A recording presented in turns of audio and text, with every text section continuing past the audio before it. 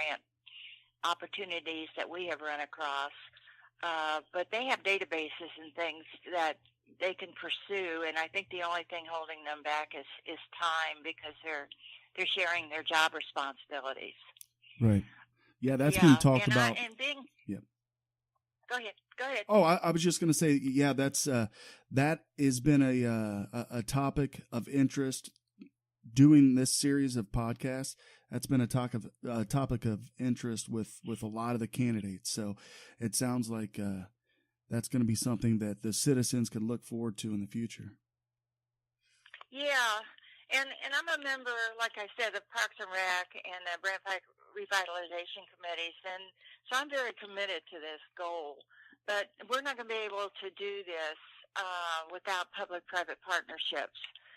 Some people just don't seem to realize that the city can't just go in, like in the area where the Brant Pike Revitalization is going on. We can't just go in and take over or make a property improve their business. We can only enforce zoning violations, and we're doing that. And future growth will take a much more aggressive approach.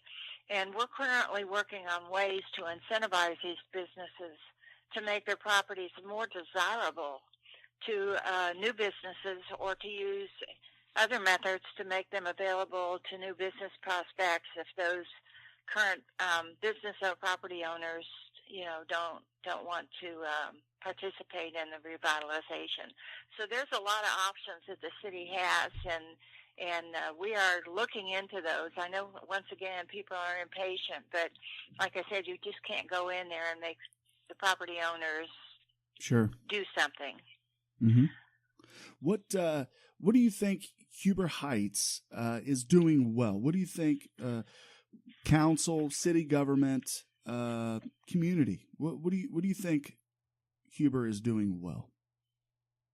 I think we are doing well in residential development. We have new developments, multiple developments, all throughout the city, on all sides of it. So that we're doing very well.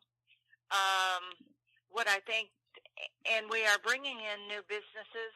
I'm very happy to see that, like, our fast food businesses have given themselves facelifts. So that has made a major improvement as you're driving through town. But it does. I was in there. I was in Huber in June, and I drove in, and we had moved last October. So driving in through there in June, I was like, wow, KFC's different. That's different. There's a new Hardee's there. Yeah. And then Wendy's, I think, was being knocked down. So they're just about ready to open in a couple of weeks, and it is a huge difference. It's a beautiful modern building. Nice. So that's really nice. But as our consultant for the Brant Pike revitalization effort pointed out to us, we certainly have enough auto parts stores. We just opened up a brand new car wash store. I think it's the 8th one we have in the city. Oh, wow. And while I absolutely, it's up there behind McDonald's on 202. Okay. And it's fantastic. And I think it's probably going to hurt some of the other ones that are already there. But like the consultant said, we have enough auto-related type businesses in the city, and I would like to see more community, small businesses, and maybe some manufacturing, the medical. Since we're not near a university, that may prevent that from happening. But I would like to see more industry come in here.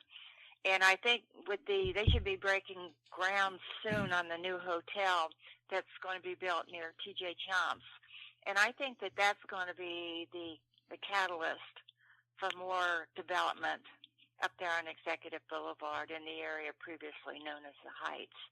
So I think there's a lot of stuff that's going on that the citizens don't necessarily know about, and there's nothing that I would say that we're not doing right I'm just saying that if we had a full-time economic development director and a full-time grant writer, that we could probably be more aggressive in going forward with pursuing businesses. But I do know that when I've sent some suggestions to the city for companies to come in, they have indicated to me that they have been in contact. So I know they're working very hard to do that. And some businesses that come in here come in as a result of demographics. You can't. They make the decision whether they want to come in or not. Sure. And with so many fast food businesses on the edge of bankruptcy or whatever, we just lost TGI Fridays. I think Applebee's is at risk. And God forbid, we even heard that Elder Bierman's was, that they were refinancing or doing something. All the brick and mortars are really, really suffering. Well, they said Macy's was too. So, I mean, our malls are going to change their faces over the next number of years just because of people's propensity to shop online. Sure. That's Amazon and exactly. Yeah. All those I would like to see, I'd like to see an Amazon distribution center here or some company like that. I mean, we have land that we could put one in here, and that would be a tremendous influx of jobs, sure. And opportunities. So, yeah. Yeah, those. And I know the city's addressing those kind of things. Those fulfillment centers. There's quite a few here. I'm north of San Antonio, right around the San Antonio area. There's 3 or 4 of those fulfillment centers right in this area. There's a ton of jobs when those come in. Are they building one in Moraine? Is that what I've heard? No, not in Moraine. It's in Mason. Mason. Okay. I knew there was something with an M there, but they're going to get a lot of jobs. Yeah. So if you guys go after Amazon, you'll. And we have a lot of property and opportunity, and being on the crossroads of 70 and 75, to me, and close to the airport, it just seems like we'd be a prime opportunity for something like that. Yeah, definitely. Another issue that comes up quite a bit is social media, the comments, maybe it is. The bickering back and forth between council members. Sometimes it's kind of lightened up as of late. But where do you see social media? How do you feel like you would best be able to use it? And what's your thoughts on social media? Well, but when I first got on council, I had never been on Facebook. It just something I didn't want to do. Mm-hmm. Because everybody, so many people just use it to say, I'm doing this today, I'm doing that today, and it was just not really significant information. But like I said, when I found out that the ward meetings were not drawing enough people, then I had to embrace it. So it can be good, it can be bad, but the one thing for sure is that council members should only use social media to inform our citizens about current issues, to provide facts, and to serve as a vehicle for citizens to reach out to us with questions and concerns.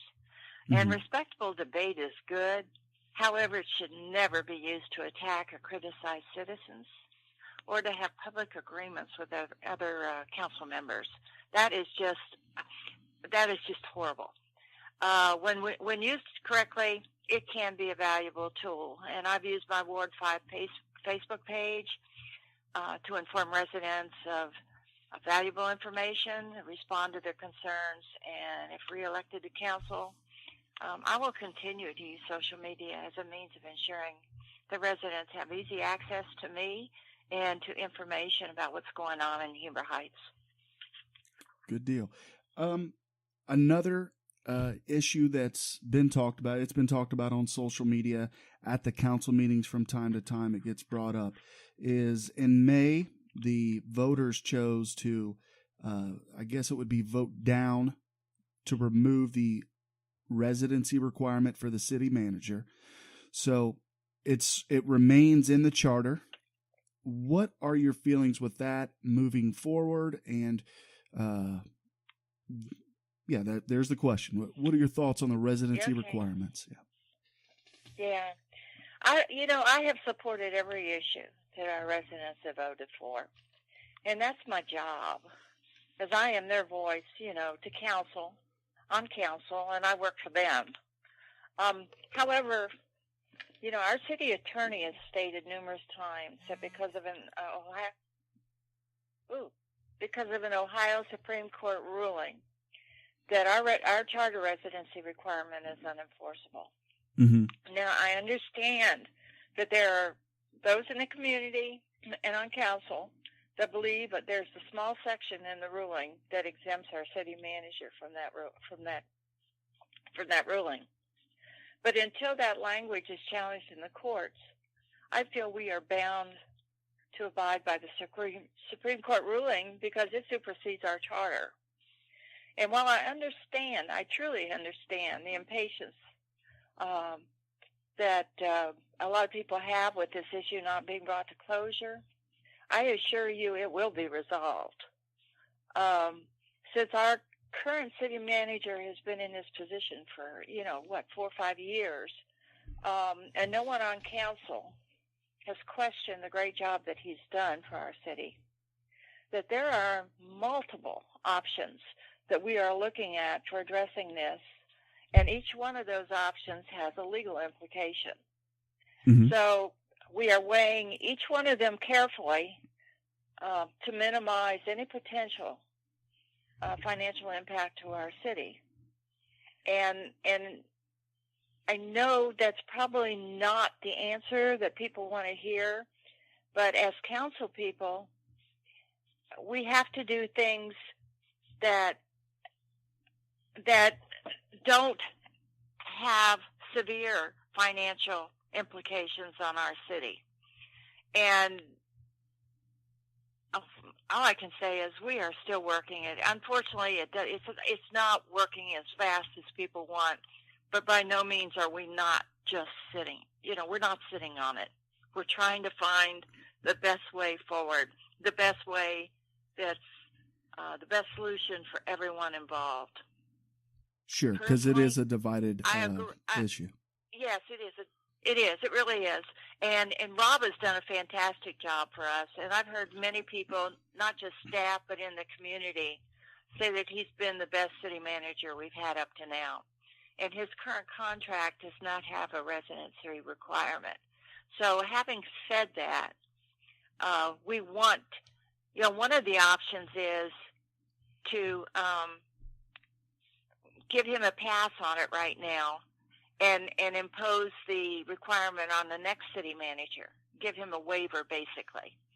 But we don't even know for sure that if we impose it on our next city manager, if that's enforceable in a court. And that is the dilemma that we are facing right now, that there are some council people and citizens who say fire him and just get it done with. Well, that is a simplistic approach to it, and it's really legally far more complicated than that. But we are trying to do it in a smart way. So hopefully it won't be that much longer before we can get agreement among council as to what way we're going to go forward. Sure. And the agreement has to be with Rob, too, because if we can come up with an agreement that between the city and him, then it's going to be more conducive for everyone involved. And less costly. When it comes to government, I like to take the person out of it and ask, if it's just the position, how would you stand? Would you want a city manager to be a Huber Heights resident, or does it matter to you? I think it's always best if they live in the city. But I'm more concerned of having someone who can do the best job. And And when I was explaining to you my position